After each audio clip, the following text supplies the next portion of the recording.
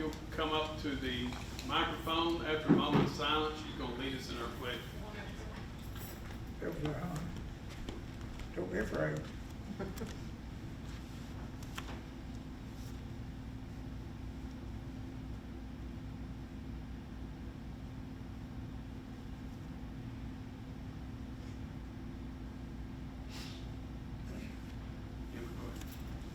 Attention, salute, pledge.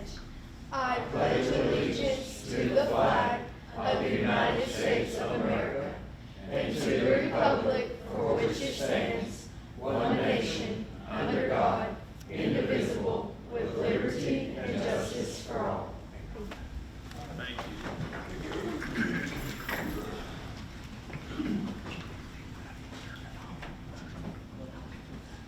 All right, at our September meeting, we have an election of board chair and vice chair. So how this will work is that here in just a second, we will open up nominations. Nominations do not require a second. I will compile a list of nominations, and then once nominations are ceased, we will vote on by the order in which they are received in. And once someone receives a majority vote, they will become chair, take over the meeting, and then we will move on. They will move on to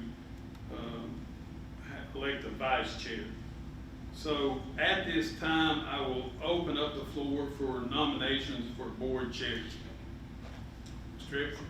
I nominate Josh Cameron for chairman.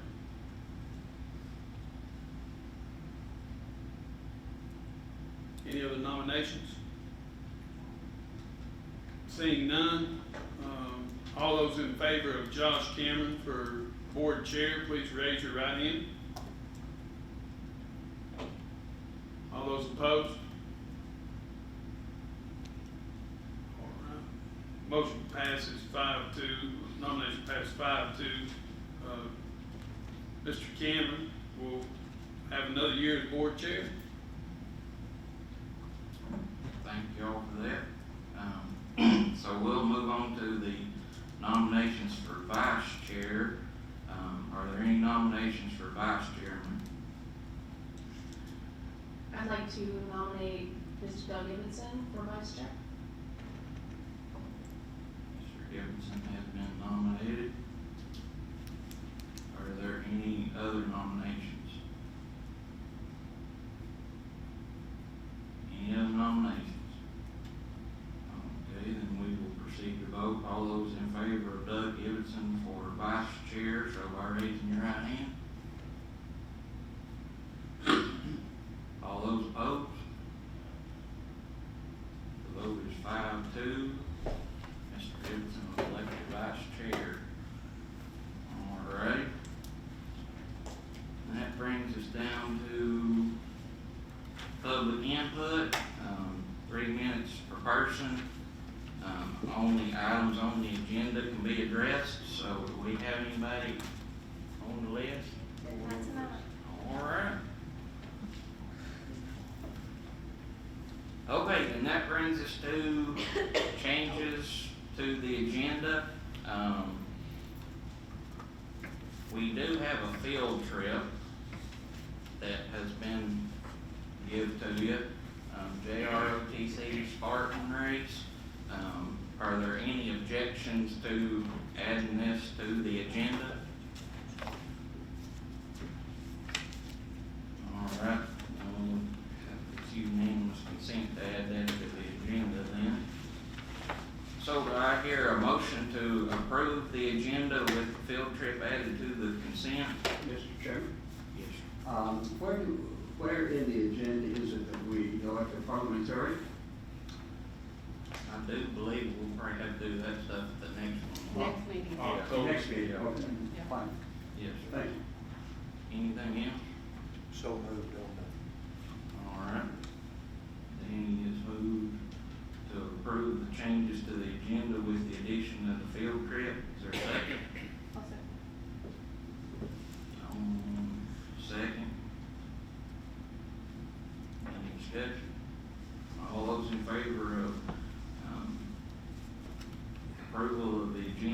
by raising your right hand.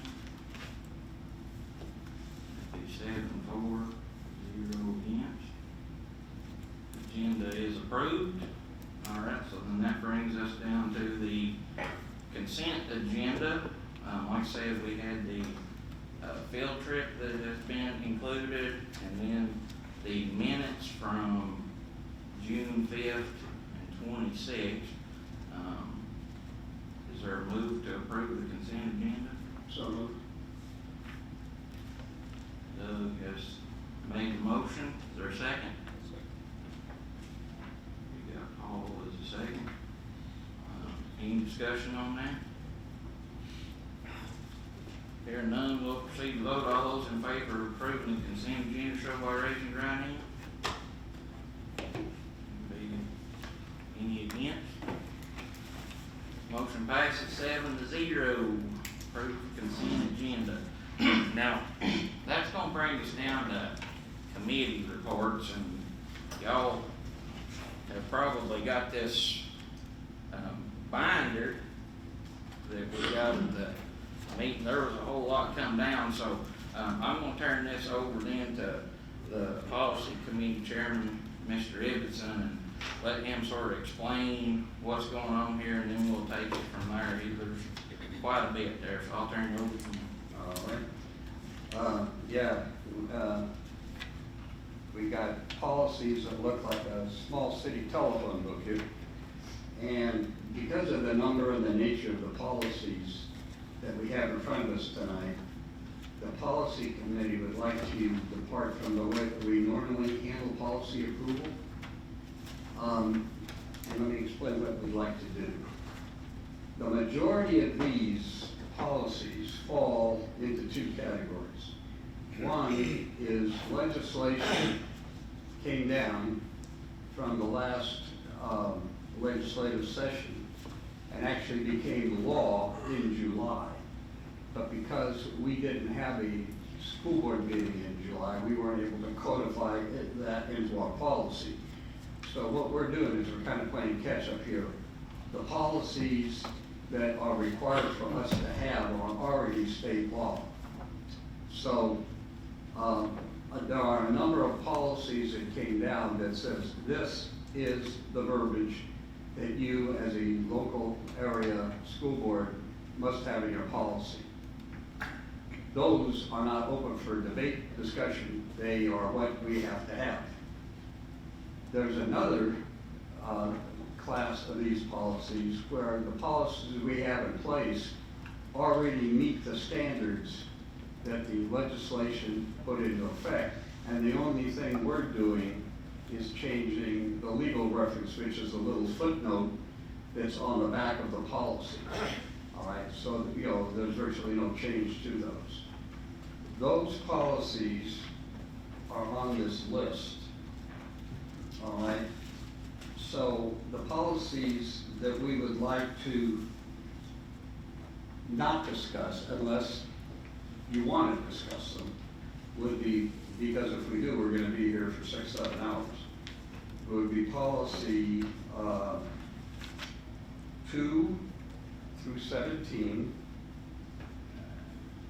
policy number 19, policy 21 and 22, and policies 25 through 28 are those that fit into the category that I just mentioned. Either, we have no say on what those policies are going to be, because the legislature requires us to use that language, or those policies are already in effect, and we're just changing the little footnote on the back to correspond with that.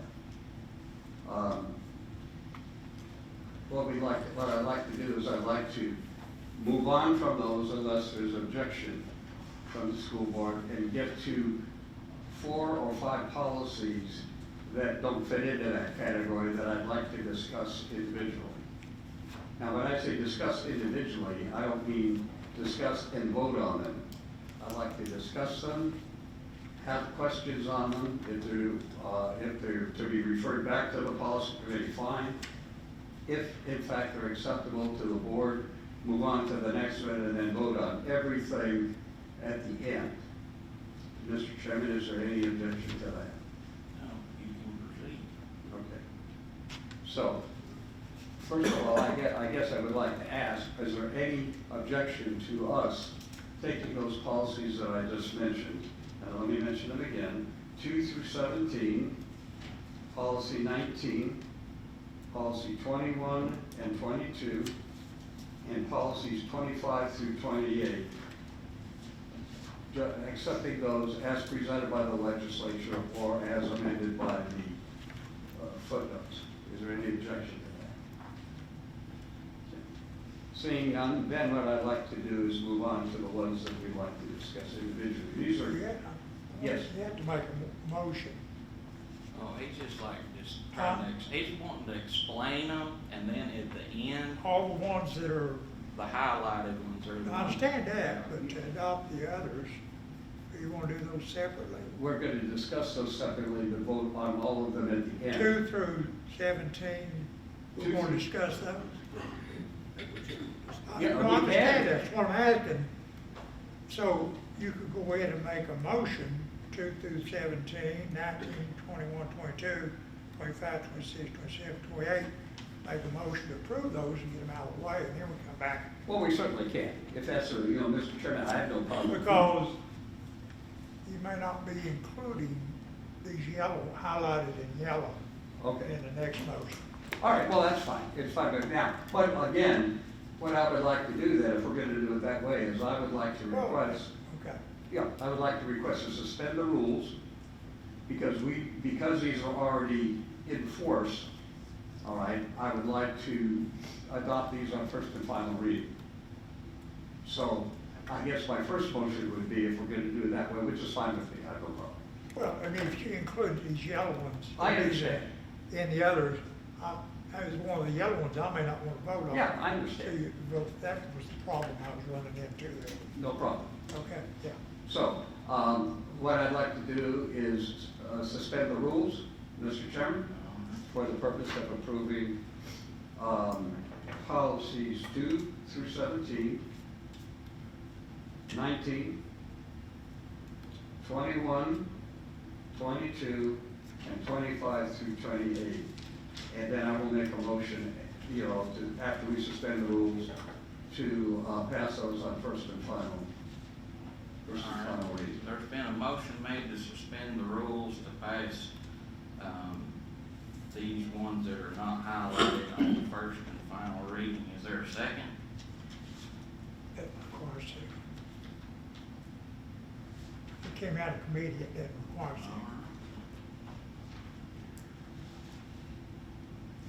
There's no debate on it either, so all those in favor of, suspending the rules to pass these that are not highlighted, show by raising your right hand. All opposed? Bill said he's. Oh, that's all right. All right, so then, motion to suspend the rules. All right, now I'd like to make a motion by a unanimous consent to pass those same policies on first and final reading. All right. Pass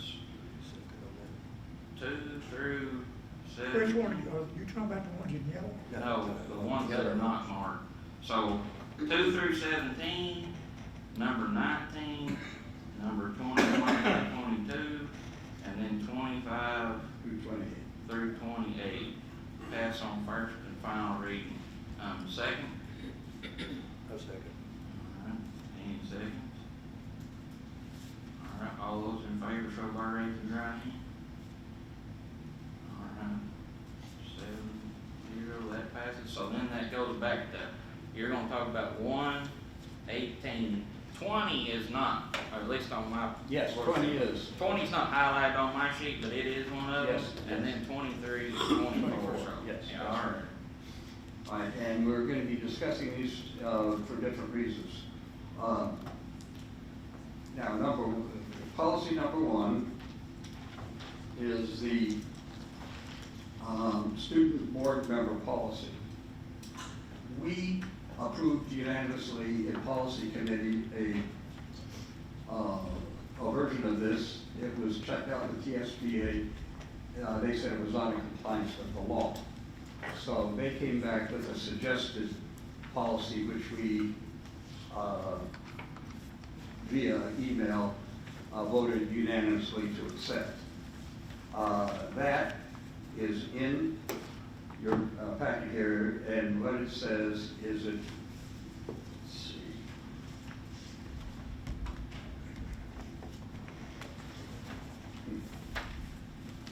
It's in committee. Could I borrow yours? reports, Yeah, mine. Doug. It's in committee reports, that's where I put it in your. Oh, you committee reports. Okay, well, I'm not, okay. Could I borrow yours? I've got that in a different book. I've got so many policies in. Thank you. What we were told is that with this policy, the actual verbiage of the legislature has to appear in the policy. And then, and which it does, it says, as required by state law, the board may authorize a high school student to serve as an advisory, non-voting representative on the board during meetings that are open to the public. So that is there. That is the state law. What we added, if and when the board chooses to seat a student board member, the board shall adopt criteria for selecting students to serve in this role. So what we are doing right now is we're authorizing the board at some point in the future, when we so decide to do it, to seat a student board member, and at that point, we will determine what procedure is to be used to do that. So is there any discussion on this policy? Okay. Move we adopt that. What's that? I move we adopt that. Well, what we're gonna do is I'm gonna go through each one individually, and we're gonna vote on all of these at the very end, rather than vote on each one as we go through. I didn't mind voting on those others because they're urgent. But these are not urgent, are they? These are all state law. Yeah, these all have to be put in. Yes, they are. Are we playing catch-up on this? Yes, Yeah. we are. Oh, okay. Yeah. Okay. Policy, and I will give you a chance to go through your book. Policy 5305, which is, policy 5.110, which is listed on your sheet as number 18. Compensation guides and contracts. So let me know when everybody is kind of at that point, so.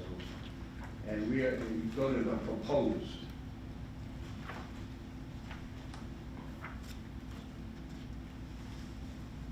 Okay, on this one, compensation guides and contracts. On the second page, you will see changes to lines 8 through 12 under the accrued leave and benefits section. And because this does affect our staff, I'll let Dr. Arnold take it from here. Thank you. So what this allows is for a deceased teacher's estate to claim unused sick days that would be for a certified employee. So this, I don't know that, hopefully this doesn't happen very often at all. Most of the time, individuals become ill or something happens and they use their days, but this would happen in a tragic, sudden event. And, if someone's been with us for 20 years and they have these days, then maybe their spouse could use those days to help with any cost or whatever may happen. So I don't see this, being utilized much at all, but if it was to help one of our employees or their families, it could be beneficiary to them. And the policy committee did vote unanimously to adopt this. Is there any other discussion on this before we move on? Yes. Mr. Have we as a board ever had someone that didn't leave their money to a beneficiary?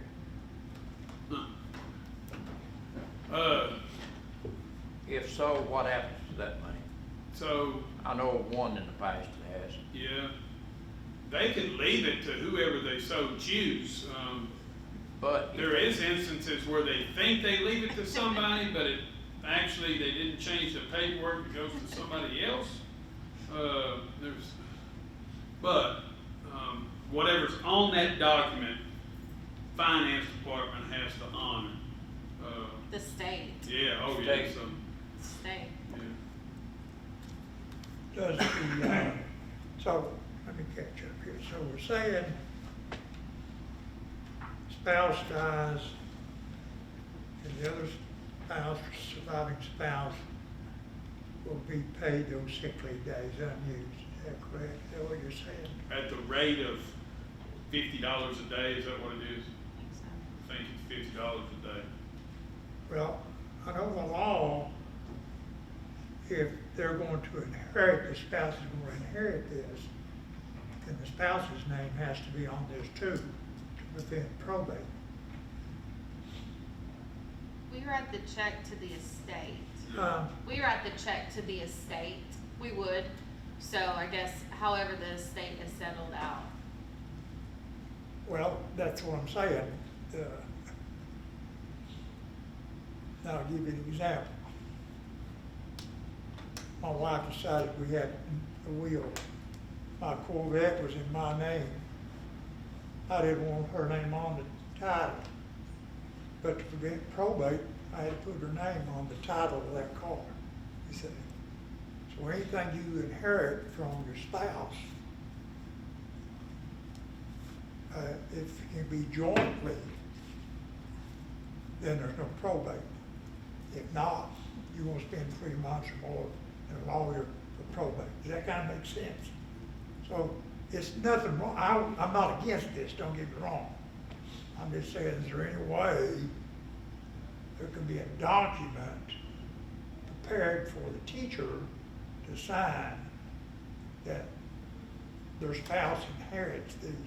Or Yeah, it's- so maybe the- we got a policy or something. The spouse would inherit, so it would go to the spouse, or it would go into the estate of the, so for instance, It'd still be if probate. my wife had passed away and I was still working, and then I suddenly had a heart attack, then my stuff would go into probate, then it would go into, the estate, which my kids would take. So it just depends, like it says, teacher's estate or designated beneficiary. But So- the point I'm trying to make, there's nothing wrong with them inheriting these sick leave days. But to prevent probate, maybe this is the only one thing that both the names not in. Say, if you died and you didn't have a will, your wife basically is going to inherit everything. But now you gotta go through probate if something's in your name and not in her name. Right.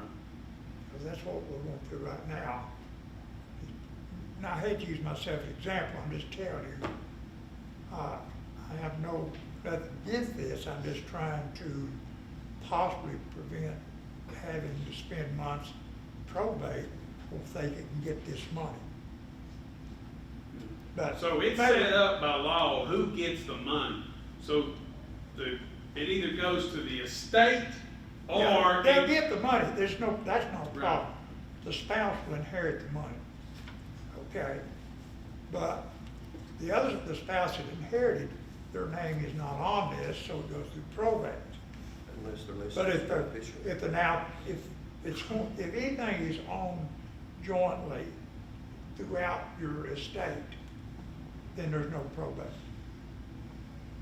And probate, I'd have never gone through it. Maybe some of y'all have, but it takes a while. It requires hiring a lawyer. And, but I'll vote for this, that's fine. I just wondered if anybody had any more experience in this to understand what I'm talking about. Well, apparently I don't. I kind of went through it here in the past 3 or 4 months myself. If I died, I'm a teacher, and I had my wife as beneficiary, don't have to go through probate, she automatically gets it. because she's beneficiary. Anything that has my name on it personally, it has to go through the estate. Well, okay, I understand, yes. Let me go back to the wording. Does the wording say that the spouse will be designated as the beneficiary? No, the beneficiary That's what is the you- same as designated on their Tennessee Consolidated Retirement System. So the person that you put on your TCRS is the Right, person right. who is the beneficiary unless it is. Okay, there's a name on there, Yeah, right? Yes. Okay. And my question, I'm fine, good. Just put my name on it. Okay, to give up the cool. Is there any other discussion on this policy? Is there any other discussion on this policy? No, sir. Okay, we'll move on to the next one. Sure. Policy number 20, 5.305, family and medical leave. I'll turn it over to Tommy on this one. Again, this one was voted on unanimously to adopt by the policy. We gotta get there.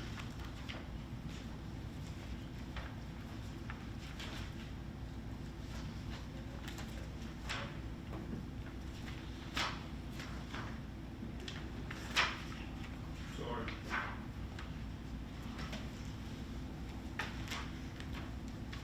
Still not there.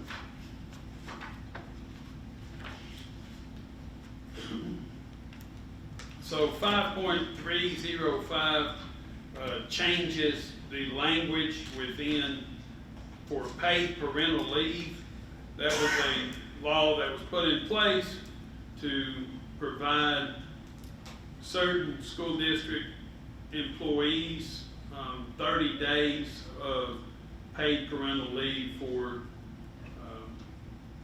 the birth, stillbirth, adoption, or newly placed minor child. So within that, employees could take days as they saw fit over the course of a year from the qualifying event. So for instance, you could take every Friday and Monday off for 15 weeks. We didn't have much of that, but it must have happened somewhere in the state, and they have gone in, and now the employee has to be a said employee with the district for 12 months, and they have to take these days consecutively. So they've got to take 30 consecutive days, or they have to, in extenuating circumstances, come to the director of schools, but they cannot take them in less than a week at a time. So we're not given that option. We're given 30 days. The employee has to come to us to get anything different.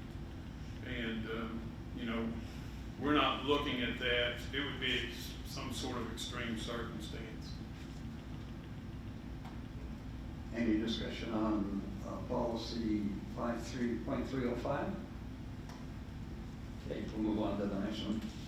If you'd like to locate this in your book, it's policy number 23, policy 6.200, attendance. And I'll give everybody a chance to locate that. And this is the proposed policy.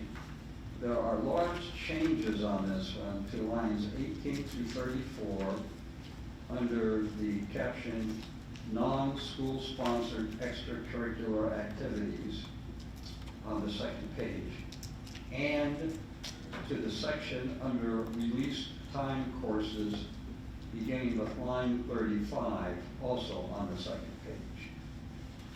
Tommy?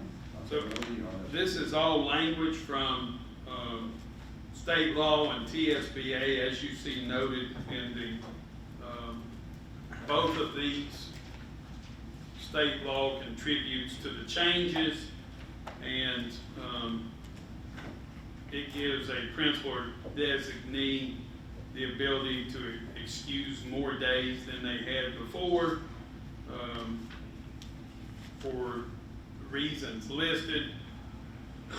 And then release time course is also state law related, and it goes into how you can release, why you can release for these purposes, for moral instruction, religious instruction, 1 class period per day, but it gives stipulations of release time for that. And this was recommended unanimously by the policy committee to be adopted. Is there any discussion on this? Maybe I asked a question on that 5.305. I'm sure that's explained, but you said they had to be employed by the system for 1 year before they did it in effect, right? That's a state law. They cannot come, they can't work in Marshtown 6 months and then come down here and work 6 months. And it will count up, it has to be at the state law. Yes, has to be with us for a year. Oh, okay, thank you. Yeah. Any more discussion on policy 6.200? Okay. We'll move on to policy 6.303, which is number 24 on your list. Questioning students and searches. The existing policy that we have and the proposed policy on face value look very similar, except for the legal reference, small print on the last page makes big changes. Really affects this policy considerably.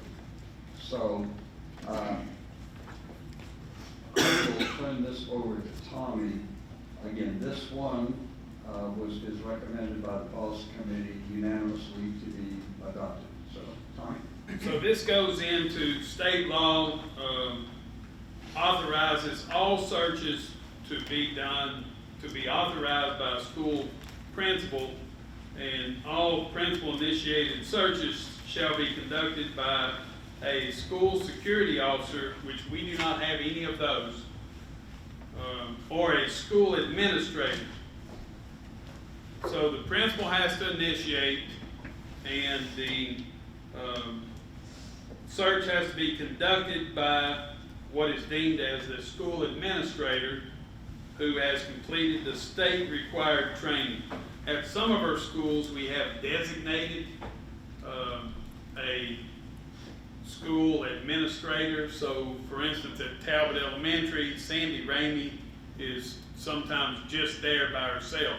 So if she's at a meeting or she's at sick one day, then there is a person who is authorized as a school administrator in her absence. So that can happen, just like, you know, if I'm not in, Michelle Walker steps in. So that is a new state law. So, you know, a teacher doesn't have the authority to come in the classroom and say, somebody says, somebody stole my dollar, and the teacher goes through 10 backpacks to try to find that dollar. All searches have to go through the principal, and all searches have to be conducted by a school administrator. And anyone who is authorized to conduct a search has to complete a state-required training. So we are in compliance with all of that. The state-required training came out, and all administrators have completed that at this time. Are there any questions on this policy? Okay. Then, Mr. Chairman, on behalf of the policy committee, I would like to request suspending the rules so that we can pass policy 1.1021, policy 5.110, policy 5.305, policy 6.200, and policy 6.303 by unanimous consent on first reading. So you're making a motion to suspend the rules? I am making a motion to suspend the rules for that purpose, and then I will make the motion. Okay, then we need to vote. All those in favor of suspending the rules, for those that were highlighted in yellow, show by raising your right hand. All right, 7-0.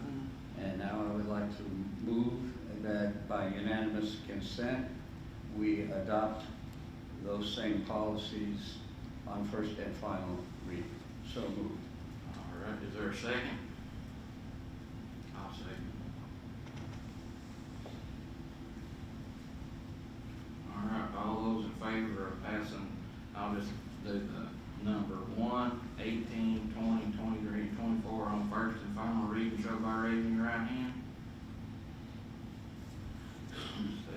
7-0, those policies pass. Thank you, Mr. Chairman. Oh, one more thing, I'm sorry. Our next policy meeting, and the last one scheduled for this year, is on September 22nd, before the next work session at 5:30. Any revisions or new policy wording needs to be in Rhonda's hands no later than 3 p.m. on September 12th. Thank you. All right, thank you. So that takes us to the select or ad hoc committee reports. Joint School Board County Commission Committee meeting, when did we decide the next one was gonna be? October? I think it's when we were out for, y'all were out for spring break or fall break, right? Shows October 14th. October 14th. Yeah. Mr. Chairman. Yes. May I, on the policy meeting that you've set up for the 24th, 22nd. 22nd, I may not be in town. Okay. That's my anniversary, so, hey, I gotta do what the wife says to do. Okay. Sorry, that's 48 years, dude. Joint committee meetings, 14th. Yes, all right. Building Maintenance Committee, you got anything to add to that, Paul? Could you, everybody turn on their, sorry about that.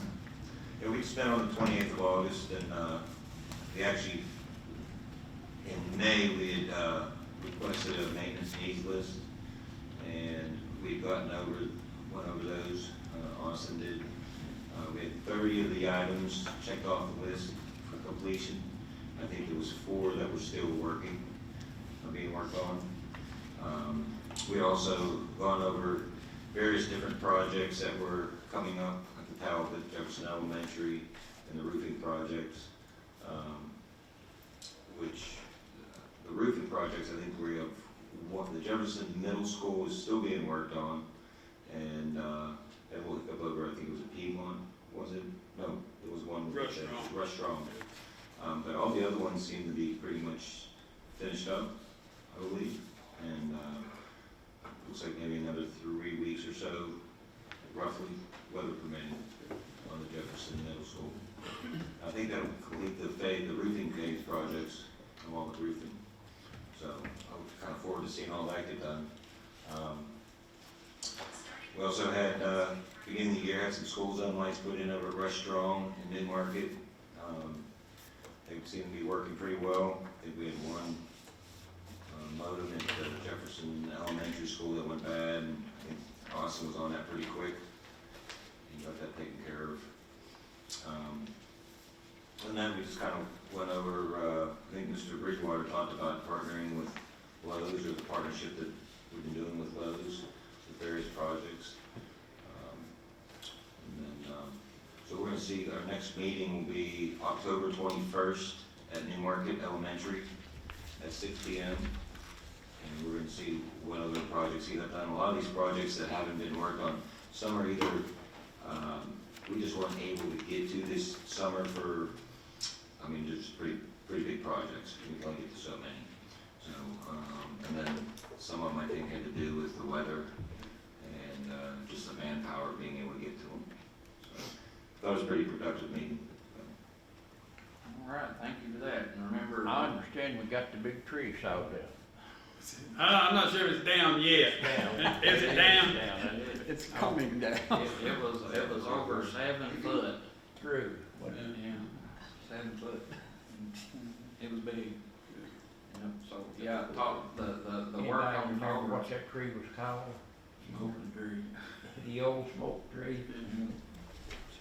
Yeah, there's a lot going on in Talbot with the property that was acquired. They're taking trees down, all sorts of stuff, so that's coming along real well.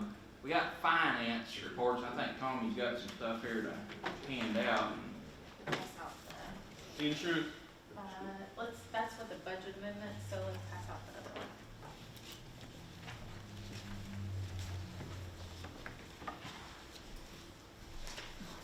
Jessica, you want to mention your microphone? We're done. Oh, thanks.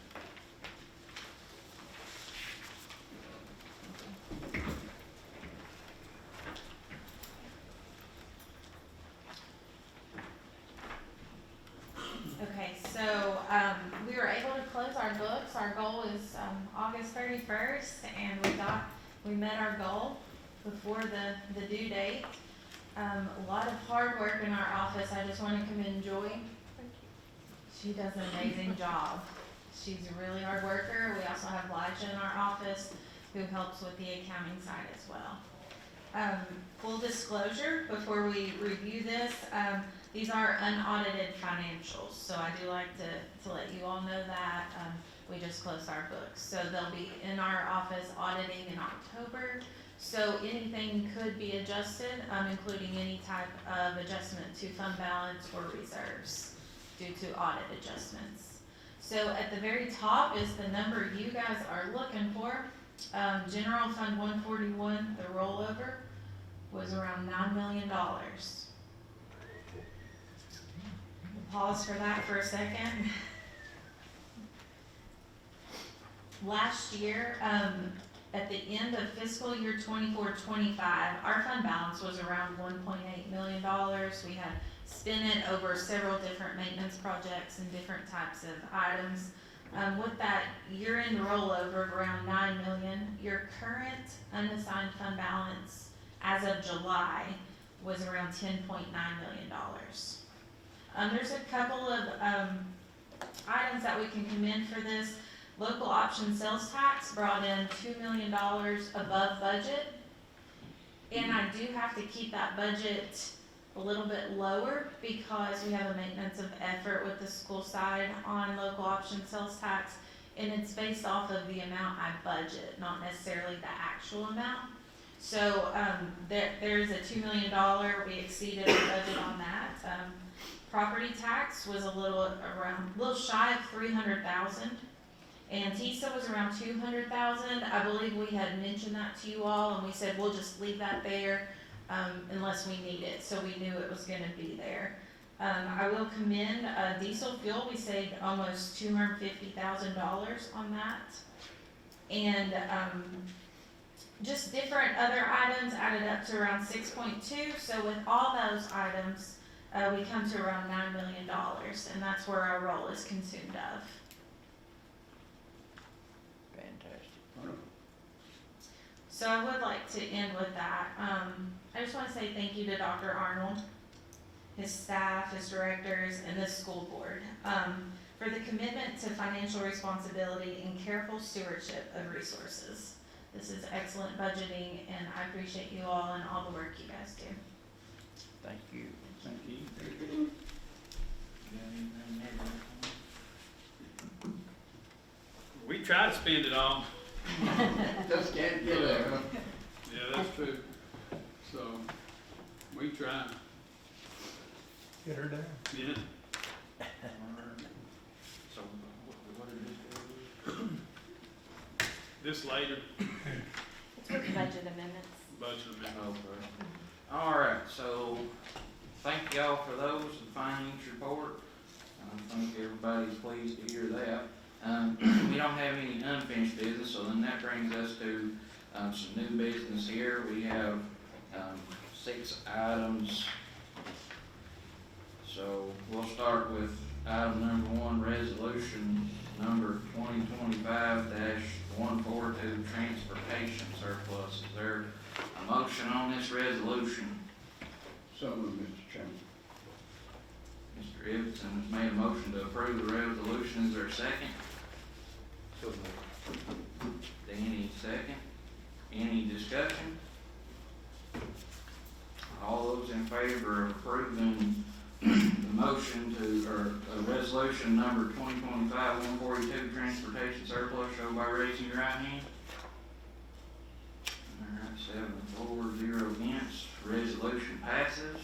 That takes us to number 2025-143, technology surplus. Is there a motion on that? So moved. Mr. Jernigan's made a move to approve. Is there a second? Second. All second. Any discussion? All those in favor of approving resolution number 2025-143, technology surplus, show by raising your right hand. 7-4-0 against, resolution approved. That takes us to capital project request. You got anything to say on that first, Tom? If I could get to it. So, I talked about, these are split up into two categories, 141, which is total of $400,000, and then 177, which is a total of $240,000. And just want to remind you that right now we are spitballing a number out there based on conversations and kind of ideas from companies of what it may cost. So there is also projects that are going on right now that are ending. Some of them may have $8,000 remaining, or $800 that we can end that project and roll into this year's projects as needed through an internal budget amendment. So, just know these numbers are rough numbers, very rough. That we have no clue if, what the bids may come in at. For bleachers, that's just a rough number. The closest one we have is the stadium wash, paint, seal project. And why that's important, there's a lot of stuff underneath that stadium. So underneath that stadium is locker rooms, concession stands, training room, some storage. So we want to, number one, prevent water from coming through that stadium down onto, and then also we want to prevent water from getting into cracks, crevices, freezing and busting that concrete. So there's a few areas we need to correct there. So any questions anybody has on this list? Yes, sir. I noticed the tennis courts are not on here. Yeah. Around $10,000, we feel like we can cover that in our operational budget. Thank you.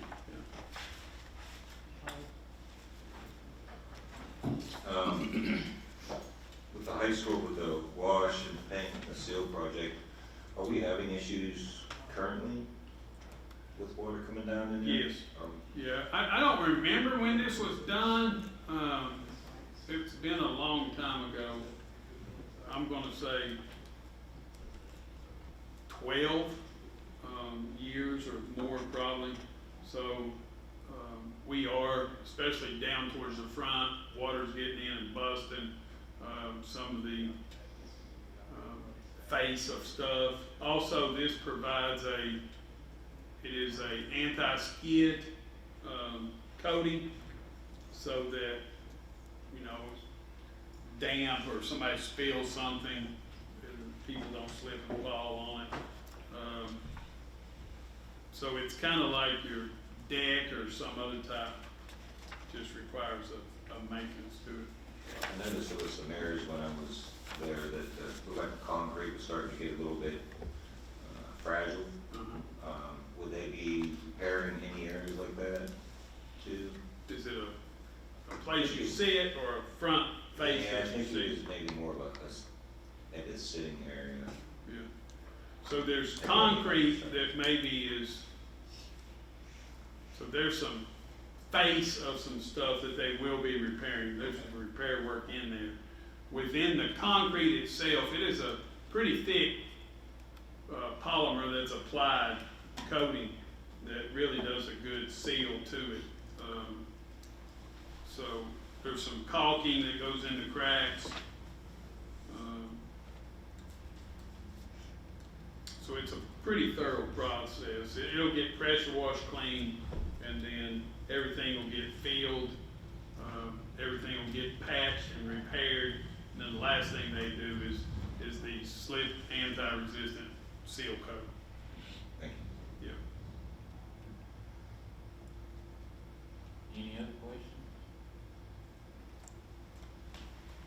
All right, is there a motion on the capital projects request? So moved. Dawn has moved to approve the presented capital project request list for 2025-26. Is there a second? Second. Doug has second. Discussion?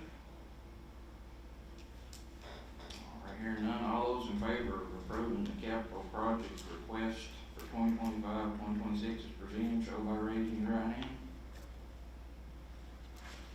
7-4, 0 against, motion passes.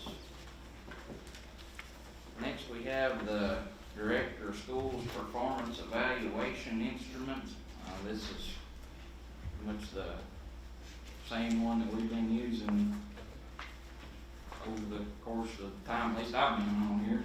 Mr. Is Chairman, there- if I may. Yes, sir. I make a motion that we adopt this evaluation format for the Director of Schools evaluation. All right, motion has been made to adopt this format for the Director's evaluation. Is there a second? I'll second. Hardy has seconded. Any discussion? All right, all those in favor of adopting the format as presented for the Director of School Performance Evaluation Instrument, show by raising your right hand. 7-4, 0 against, motion passes. Thank y'all. And then that takes us to number 5, Rushstone Playground. Is there a motion on the Rushstone Playground? So, All right, Mr. I'll Hardy. second. I move that the upper playground at the Restaurant School be dedicated in honor of Maurice Moose Solomon with a sign not to exceed $500 in recognition for his contribution to our school community and commitment to the well-being of our students and staff. Is there a second on that motion? I've done a lot, excuse me, I'm sorry. Well, I had second before we discussed. Yeah, I got you here. Okay, I'll second. All right, discussion. You got anything you want to say, Paul? Everybody knows Moose, knows he served there at Restaurant for 17 years and what he meant to that school and the kids. You know, I've known him for a long time, but I probably don't know him as good as the kids that went to school there. You know, a teacher, they impact 20 kids, 25 kids every year. He impacts 500 kids every time he was there. If you wanted to see what it's like to be around Moose and see what he meant to the kids, you can go to the fair, you can go, I was just at the football game the other night, had a hard time getting to them because all the kids coming up. You know, his heart was about the kids, and, you know, with the new playground up there, I just think it's the right thing to do, to honor him for his service over there, and doing it with the playground.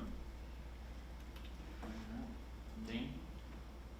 I've kinda done a lot of thinking about this. I've talked to people, you know, and kinda back and forth. I had talked to Paul, I was in favor of it, then I kinda went away from it. I was at the ball game the other night, I did see Moose come in. He couldn't take 3 steps before somebody come up and give him a hug. I swear the guy, you know, I'm well known in Starbuck Plains, but this guy's well known more than I am really. And I mean, I know with me, I don't know, I have to stand with this. All right, anyone else? Mr. Chairman, Oh, yeah. I cannot support this motion. I think that, this honor of naming a portion of the school system building should be for educators only. We're setting a precedence here if we do this, and it's a first time kind of thing.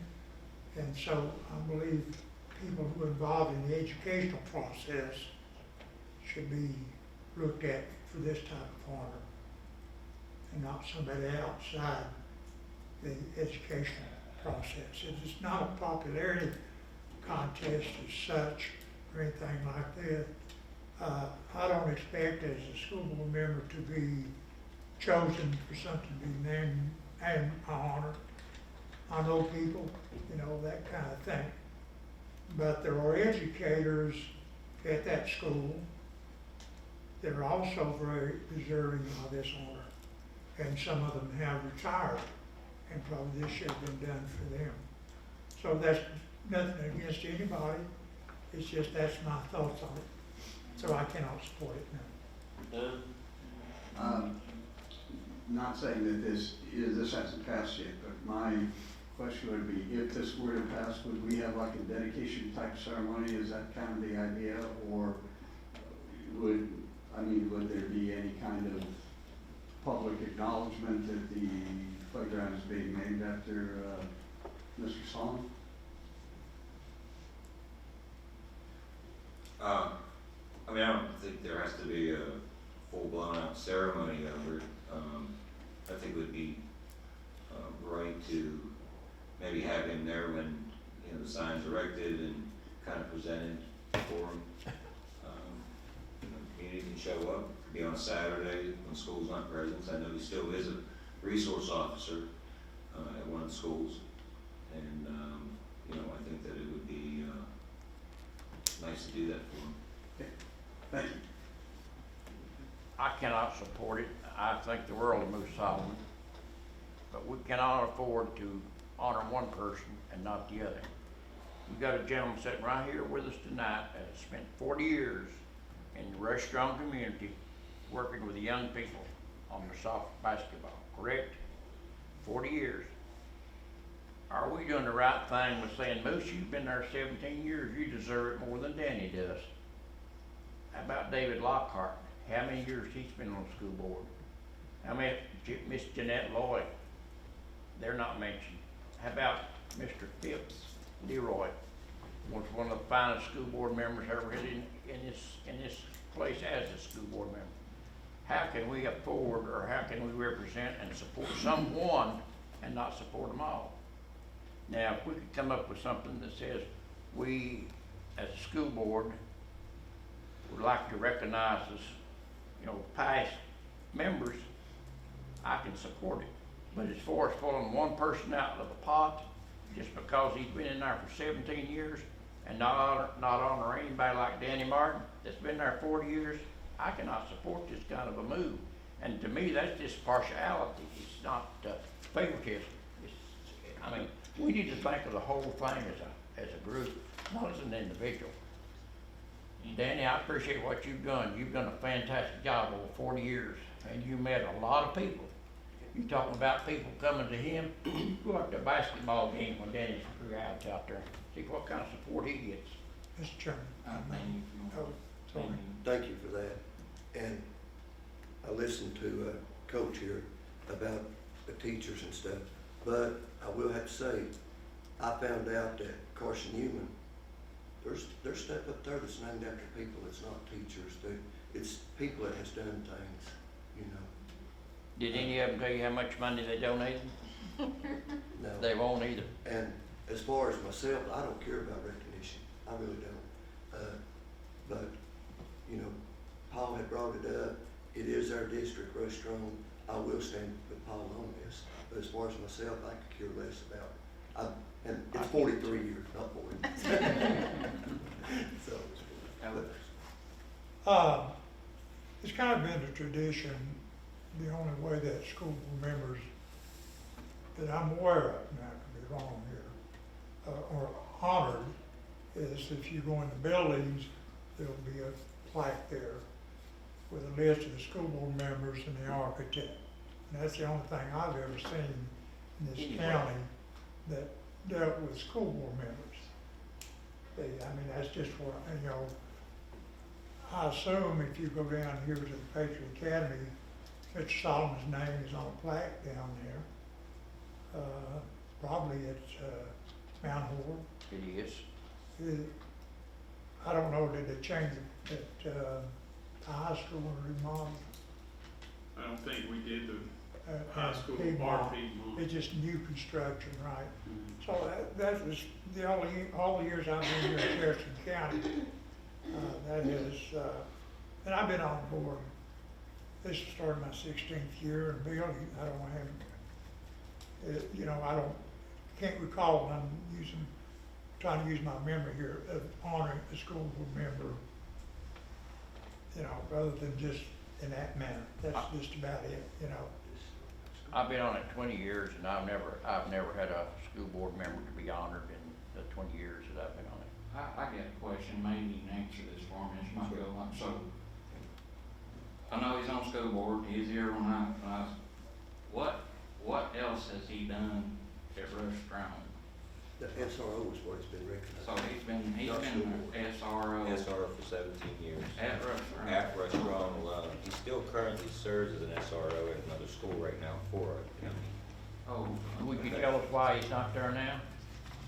Well, why don't you tell us? Mr. Chairman, alright, listen, But wait, they've actually, I'm sorry.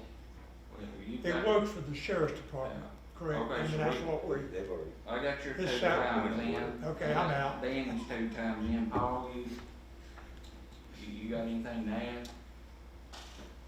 Yeah, well, I really don't want this to get clouded up with, the fact that he was a school board commissioner. It had nothing to do with the school board commissioner. I'm sure there's tons of people who served, when it comes to naming things, I mean, I personally feel like it's not about naming somebody something, it's what their commitment was to the community. And, you know, all too often, we always hear about the servicemen. The only time we ever, acknowledge him is when they're 6 feet under. What he has served, what he has done in our schools,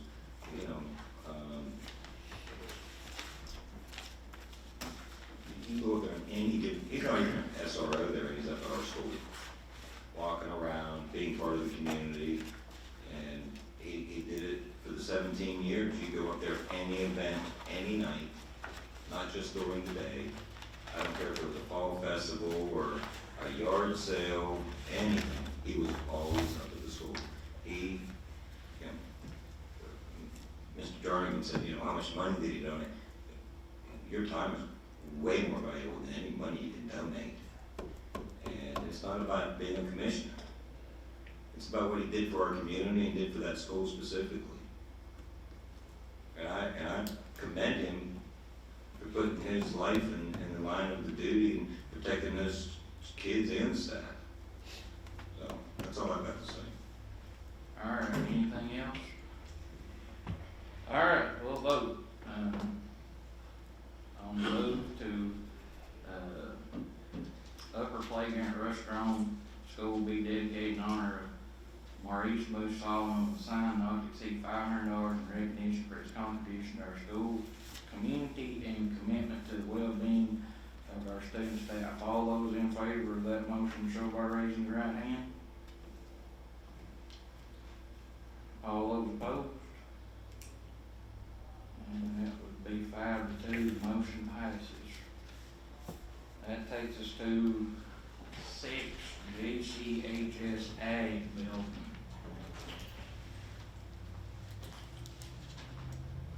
So, I don't have any additional information to add to that, but what I've shared at the work session, that, the bids came in at, $618,908 was the low bid. We roughly have about 180 some odd thousand, that's in that. Just a reminder that the amount of money placed in the account was never to cover the total cost of the building, but to try to get a grant to match some things, and the grant was whenever, former director was here, former CTE director also, and the grant didn't happen, and the grant went away. So, you know, I have sent an email to Principal Randy Rogers, ag teacher Adam Martin, and Austin Bridgewater, just asking for, you know, what, this is what we, you know, is this really what we have to, what you have to have? Is there something that you could do to lessen the cost? And then, of course, the board has some additional money that was talked about tonight, and so it's totally up to you all what you, if there's anything you want to do, or it's on the agenda, if you want to move forward, or if you want to wait, we can bring it back up later, but I don't have any additional information to add. Mr. Can I ask Chairman, a question? I'll go So there's zero amount of money set aside for this project? There was 200,000, 200,000. we've spent a grant. little bit, there's about 180 something left. Okay, so, 188,000 is what we have. Yeah. well, 188,000. any pennies in So that leaves us about 430 short. We'll there? 430 short, 430,000 short. Okay. 430,000 is what we would need in a motion, correct? To build, Yes. yeah, as presented in the bid. Yes. All right, we got, is this official? We got 10 million, It's 10.9 million. 10.9 million. we ought to round that off to about 10. I'd like to make a motion, Mr. Chairman. Okay. I move that we utilize $430,000 from fund balance and General fund, general 141 fund balance. 141 fund balance for the construction of the Jefferson County High School ag building. All right, is there a second on this?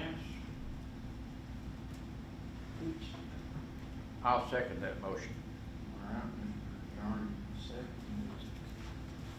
Any discussion? Mr. Chairman? Well, they got first. Oh, I'm sorry, yes. I think this is overdue. I'll wait. Money's there. Still gonna have over $10 million in our 141 fund balance. You know, and this, maybe we can get something going and have this ready. Well, we're looking at a year, maybe at least, probably. Right? I don't know. but- Yeah, Les, It says it would start, contract days, 180 days, an estimated start would be October 25th, but that was when the bid was open, last by the month. end of the school year, So we can be ready for next school year. Sure. Bill, you got anything you wanna add, since you seconded? No, I will, I can slow you down. Good. Just to let you know, I contacted Senator Seal's office to find out, you know, even though the grant that we were looking at is no longer available, if there was any money available in the state to help us out with this. He contacted the Department of Education and the Department of Agriculture. He called me back and said the Department of Agriculture said, or Education said that we have an innovative school program, a grant that was made to us, or granted to us for $3 million, and out of that we used 2.2. I contacted Dr. Arnold, and he said that the money that we haven't used has pretty much been committed already for CTE instructors. So if in fact, am I quoting you right? yeah, there's not really 800,000 available. So there's something called the FIRD. What is the FIRD? What does that stand for? Final expenditure report. Final expenditure report. So the State Department sees that money. somebody does down there, but by the time we close up the books, get money reissued, there's probably around 400 and something thousand that's gonna open this year. And then most of that goes to those salaries of employees that the board voted for the innovative school model to start the CTE at the middle schools. I guess what I was saying is the money that supposedly is there has pretty much been spoken for, so it's not available for the ag building. He has not heard back from the agricultural department yet, so I mean, there may or may not be a grant there. I also, at the same time, I spoke to Dr. Arnold. He says, just like he said, he spoke to the ag director. Do we really need this much of a building? Can we downscale it? I understand Clark County has a building that they said didn't cost anywhere near this. If that is satisfactory for them, maybe something similar could be satisfactory for us. So I would kind of like to wait, before committing money to find out what we really need and how much we think it's going to cost. And to find out if there's anything available from the state, from the agriculture department. And I was hoping that he would get back to me before tonight, but he hasn't, because they haven't got back to him. So I would have to say, at this point, it's not that I don't want the ag building, I just don't think we know how much it's going to cost, and I would prefer not to commit money to it until we do. Thank you. So, I got the drawings on it, and spoke with Mr. Martin, and he addressed a little bit of concern about the outside part, where they were telling him he could only use 8-foot stalls. He said, I really needed 10 to 12-foot stalls, I guess, for the animals when they put them in there. I mean, this is an architectural firm, they can't figure out how to make a 10 or 12-foot stall. We have farmers out there doing it all the time. We got one on our own fairground that's like that. So, I'm not opposed to getting this thing moving. I maybe am in more question about maybe is this a little overkill for what we need, or we'd maybe like to work a lot more closely with Mr. Martin, who's over the ag, and getting the building. If we're going to spend some money, let's get the building right. And, originally he told me, I don't need air conditioners. I just want to need some fans. I'm not opposed to having air conditioning, but there's probably a couple of $100,000 extra more that we anticipated it to be to begin with.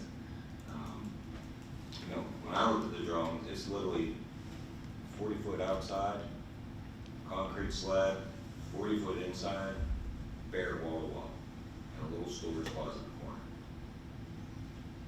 for $700,000, 600. $85,000. $618,908. So It that just seems a little excessive. Yeah, that includes site work. You got to get access road in there, be able to turn around trailers. So Mr. Martin was involved in this process. He saw the plans. I will tell you, just like whenever we're doing the renovation at Jefferson Elementary School, people have input, but they don't have final say. He's had input. That 40 by 40 area is wide open for animal stalls to be purchased at the co-op. They can put a round pen in there. They can put a head gate.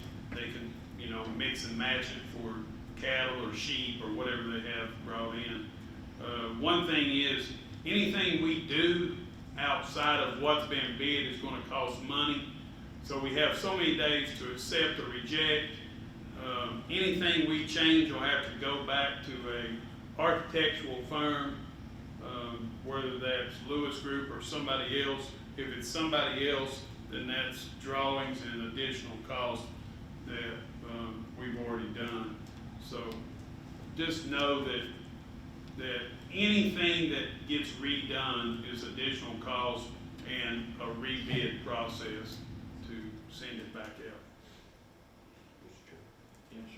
If we was to approve this motion tonight, and if there was money to come through that, like maybe we're waiting on, I mean, we've approved this, can this money go back in, we use what we, you know, what we. That's, I can't answer that, I don't know what the stipulation is. I mean, We'd be done before we got a grant approved. okay, but if we get a grant approved, that money cannot come back to, They're not, I don't see them approving, normally, they would not approve a grant for a project that's in process. if we was to get that grant, after this is built, can we not use the grant to make the stalls inside and to do whatever has to be done inside? I'd say you'd have to use the whole amount. I'm sure we could figure out a way to use it. We do everything else. I'm not sure that you wouldn't, what you say you're gonna use the grant for, if it was in the construction of the building, that stuff might not fall under that. I'm not sure. I will say this, I've talked to Mr. Martin, some of them, and, I mean, I've said it, I'd love to have myself a nice $500,000 building, but I think I could get by with something a lot cheaper, and if they're willing to, and he seemed like he was, you know, go back to the drawing board, so to speak, save a little money. I'm all about saving some money. I mean, we wouldn't have that $9 million if somebody wasn't, you know, that's gonna roll over trying to save a little bit. So I think they're willing, you know, to wait a little bit, and get things how they want them. I'm not opposed to it either. I'd love to see this. I'm an old ag boy myself. That's the reason I got to college, was going through that FFA program over there. And I want to see this for them, but I want to see it done right, and I want to see it done where it's going to benefit them and the people's money, you know, the taxpayers. So, anybody else got anything on that? Yes, sir. You mentioned the word wait. How long have we waited on a school in Jersey City? You don't have to answer. How long are we going to have to wait? Simply because of the word wait. I'm in favor. We've got the plans, we've got the motion. Well, let's do something. Let's wait. We want to wait. We want to save money. We want to get a different bid. What did he say about redrawing, rebidding? Mr. Chairman, if I may. Yes, Are you through, Bill? Yes, sir. I'm about to say, Bangkok County watches YouTube, and I would hate to think that we were going to construct a building based on what they did. Okay. Nothing personal, but, you know, we got to think about our own building. It's been discussed, they're happy. Like you said, I don't know how long this has been going on now. I mean, you know, I know what it's like to get this. It's here, we got the money, let's do it. And we can have it up and running in a year for these kids. A lot of people sometimes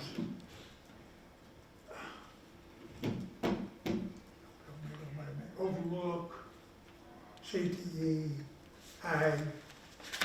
You know, we spend money, spent $3.5 million for a performing arts center. You know, we remodeled a football field for $2.4 million. What we done for the ag department? Those kids deserve it too, see? They deserve it right now. They enjoy what they do. You know, showing their cattle or whatever they, you know. And so this has been on the books long enough. And kind of what Bill alluded to, we put it off. I mean, it's up to $600-something thousand now. Why? Because we're getting good earlier. See, so things go up. Right now's the time. We've got the money. We've got plans. All we got to do is vote it in and turn the director of schools loose, and they have what the pavilion that they deserve to show their work. The kids deserve it, not me. It is for the kids. It's, everything's in place. Good. I'm done, Mr. Chairman. Mr. Chairman, I vote we call for question. Is there a second on the call for question? Well, if nobody else wants the floor, then we need. Oh, I'm sorry, I thought everybody had had their twice. I'm sorry. I mean, I withdraw. okay, all right, well, we'll vote. All those in favor of the motion made by Coach to utilize $430,000 from General Fund 141 fund balance, believe, for the construction of the JCHS Ag Building, show by raising your right hand. That's 3, 4. All those opposed? 4 against, motion fails. All right. That gets us then to new business, or budget amendments, so, budget amendment, which one of these is this? I request that we put on next month's board agenda then. Yes, we can do it, Commissioner. Need to pack these down? Yes, sir, if you don't care, there's We get two for each of them. Takes 2 for each. That's Substitute. Yeah.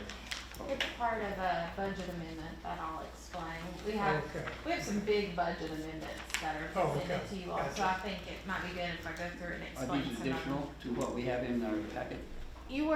Those weren't included in your packet, These are not but included. it goes along with the budget Oh, amendment. okay. I like visuals, so I thought I even printed in color for you all. It's a big deal, so I thought that would be easy to see.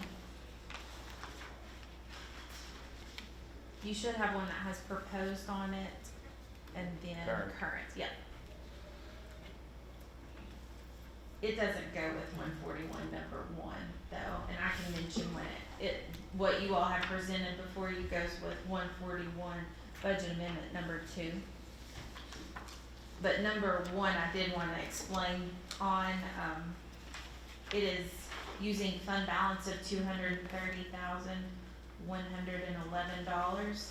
This is that Innovative School Models Grant that you were just speaking on behalf of. During our budget cycle, we budgeted more revenue and didn't plug in the expenditure portion of part of it. So we're trying to align it up with the actual grant budget here. And that's gonna assume a portion of fund balance, since our budget showed more revenue for the grant and we didn't plug in a portion of the expenditures through the budget process. So that's why it's utilizing fund balance. And if you recall, when we approved our budget, it did show a little over $100,000 that was going to increase the fund balance, so this will offset that. It's about 3 pages long, so if you have any questions, I'm happy to go line by line.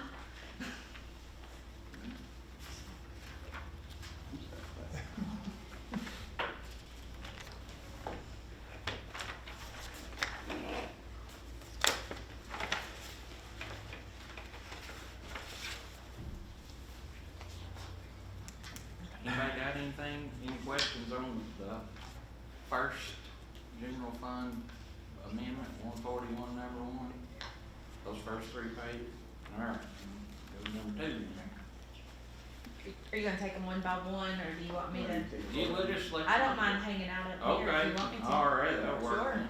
All right, all those is there a motion So moved. to approve? All right, Doug has made a motion, is there a second? Paul has seconded. Any discussion on general, to approve general fund 141 number 1, item 1? All right, all those in favor of approving general fund 141 number 1, item 1, show by raising your right hand. It'd be 7-4-0 against, that passes. And then number 2. Okay, so there are 12 items on number 2. We're using fund balance of $100,000 and reserve balance of a little shy of $2 million. With your fund balance being around 10.9 and approving the last amendment and this amendment, it'll put you around 10.6 million, just for information. Item number 4 is utilizing reserves. And that's for HVAC repairs. And if those funds aren't utilized, we throw them back right into the reserves on the balance sheet. Item number 5 is using reserves. And this is basically required due to student needs. We have to supply these positions. And so that's why we set up a reserve to cover this portion a year end. Item number 6 are reserves. And that was a grant that was reserved, so we're just bringing those grant funds back into this fiscal year. Item number 7 and 8 are also utilizing reserves, along with item 9, 10, 11, and 12. And I don't want to skip over all the others, but item 12 is what I want to explain with the handout. So if you have any questions on the other ones, I'll be happy to answer those. Okay. So item number 12. This popped up in our office. We're always trying to think of ways to help the employee. And about 20-some odd years ago, there was a percentage that we utilized of how much our employer portion would be contributed towards insurance options for the employees. And we've just always used that, never really reevaluated why we've never increased it going through for the different plans. So your most expensive plan that you have at the top is the Premier option, and these are the options that the employees have currently. So I proposed this to Dr. Arnold, and he said, let's present it. Good idea. I'm not quoting him, but I think that's how he felt. So here we are. What we're proposing is the Premier. The middle portion of what I've highlighted on the current is increased on the proposed. So instead of offering a smaller portion to the standard and a smaller portion to the limited on behalf of the employer, which would be Jefferson County Schools, we would increase that, which in essence could lower the employee portion. Or they could have the option, if they're not able to afford family coverage, maybe with that portion that we're covering, maybe they're able to bring their family on. So if we were to do this with the schools, this would actually go into effect in December, because enrollment period is in October, so we would be able to notify the employee through the enrollment period, let them know, hey, we're paying more on other plans for the employer contribution, and if you want to adjust, now's the time during the enrollment period. So what we're proposing in this item number 12 is just setting aside funds in a reserve, since we didn't budget for this, for December through, and essentially it's through August, because we have July and August deferred payroll for teachers and certified staff and some classified. But this is just a ballpark of what we think it could potentially cost.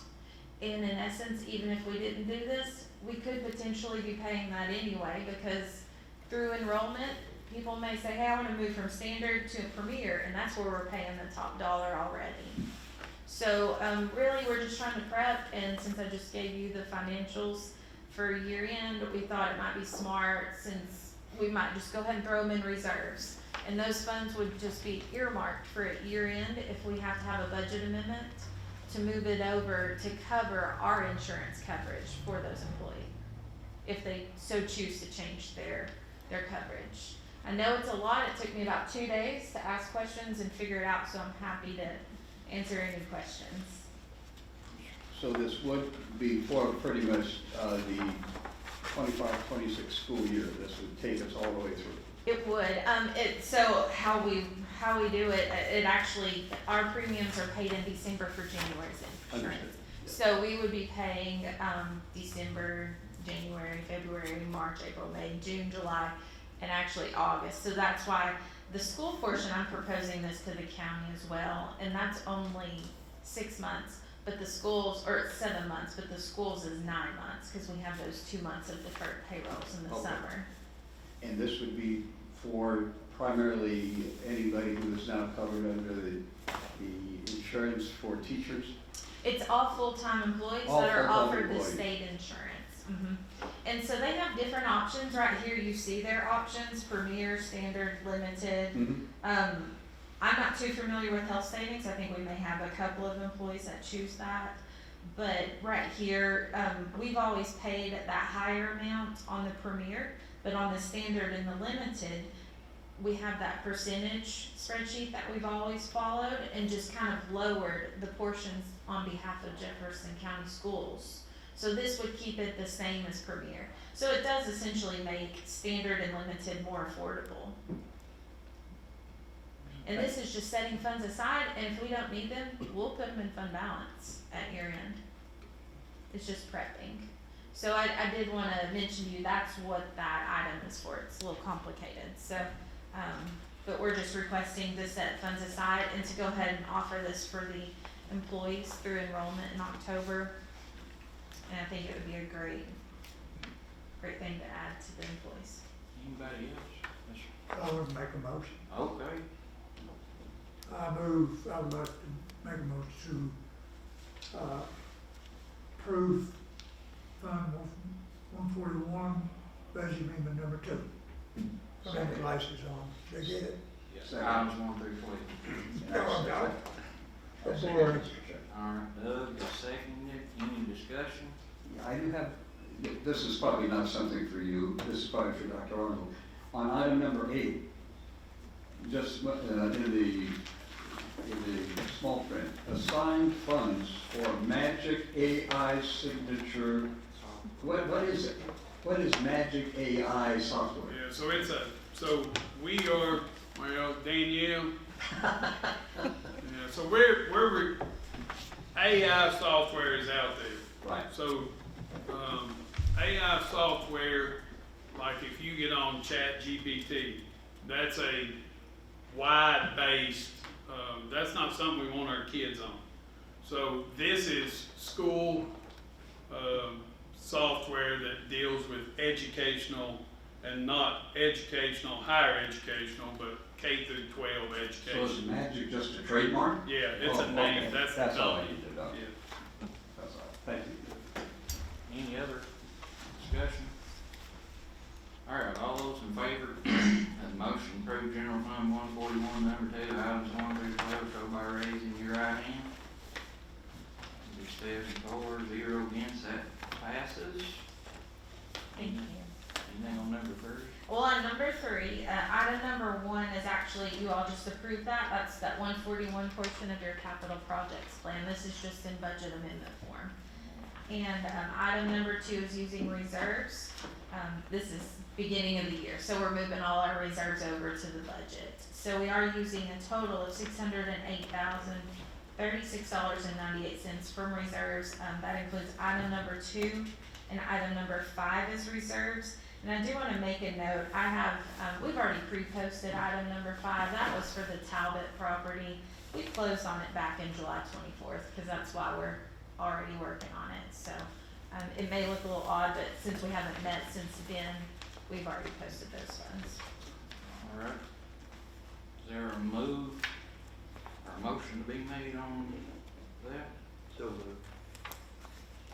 Second. And Cook, second. Any discussion?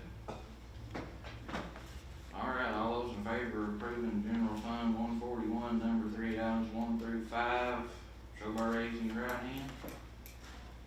All right, 7 for, 0 against, budget amendment passes. Number 4, federal funds, got anything on that? On this one, it's really just aligning. We budgeted back in the spring, and now we're aligning, all with actual revenue that they've awarded us or taken away. Is there a motion? I'll make the motion to approve then. Is there a second? I'll second. Paul, second. Any discussion, question?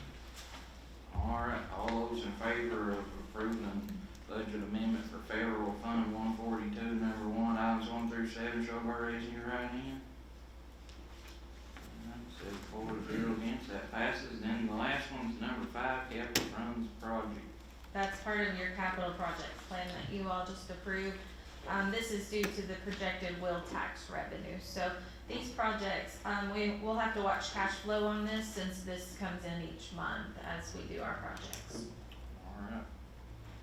Is there a motion on budget amendment 5 there? So moved. Second? Who got a second? Second. Cool. Any discussion? All those in favor of approving budget amendment for capital projects fund 177, number 1, show by raising your right hand. 7-4-0 against. All right, thank you for that. I know them numbers, that's a lot. Appreciate you, everybody that works on that and keeps us up to date. All right, school commissioner input. I've got something. Yes, sir. Well, more than one. First of all, I would like to thank the policy committee. Y'all done an excellent job. There's a lot of policy to go through and time consuming. And you presented it well, even unusual. Right. Well, I got lots of time to do, but you're doing a good job. Second, I would like to request that Jefferson County High School Ag Building be added to next meetings under new business.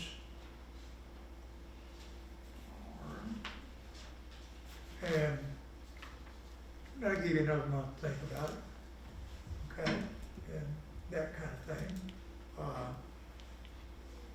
And the third item, it's been a long, hot summer for me. And I appreciate your prayers, their work, and your phone calls. Thank you. Good to see Coach back. I pulled up down here and seen his blue Jeep and I said, he's here. Glad to see him here.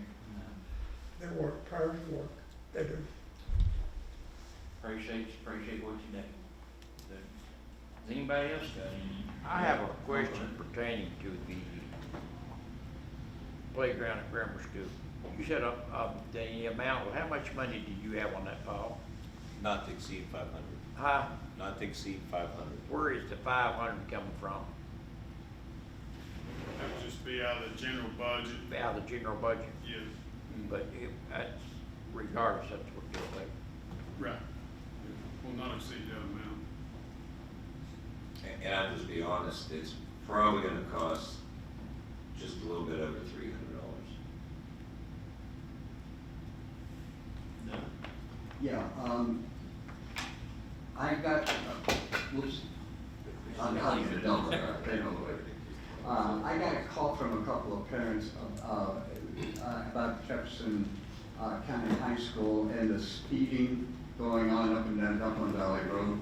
I brought a concern to Dr. Arnold and Mr. Bridgewater about putting some flashing lights there to draw attention to the signs that are already there, say you're entering a school zone, please slow down. They suggested that we get some solar panel flashing lights. Within 2 days, we had those things. I don't know that they're up, but I want to thank Dr. Arnold and Mr. Bridgewater for the quick action on that. I'm always looking towards the safety of our students, and I know they are too. And Mr. Arnold said he gets calls constantly about people on that road, so that's great. Thank you. I've got a question, and this may not even concern us, and I'm sure there's more schools than just Rushdown, but where you come from the church to the school, there's a crosswalk there, and the paint's faded. Is that something that we need to get with the road commissioner about getting that repainted? It's not on our property. Yeah, we didn't have anything to do with painting that. Right. I'm not sure who painted that or who got approval, so that doesn't have anything to do with us. It would probably be the church and the road department. Joe about 2 weeks ago, met him over there. And we had the flashing signs put up, and I've had several people call me about concerns of, it's as nice as those flashing signs, they don't slow down people. Spoke with the pastor at First Baptist Church, right there. Kind of put our heads together. Joe's gonna put 2 speed humps. I don't mean the kind that's gonna rock your car off the wheels, but they're gonna put 2. The church really, really is excited about this. And the only thing is, the humps have to be painted yellow, the crosswalks repainted white. And I asked Joe if he could somehow get us the right kind of paint for that, because they do need to be repainted, the crosswalks. So we do. I've asked him if he could be generous enough. He hasn't said yes, but it's something that we can do. If I go down and paint a line, it's gonna look a little wavy. Yeah. Well, he said he would at least lead us to where we could at least get the proper paint or whatever. He said he can take care of it. What that means on their end, I don't know. Yeah, I ran into that with, there was an employee called me mad about walking across the road.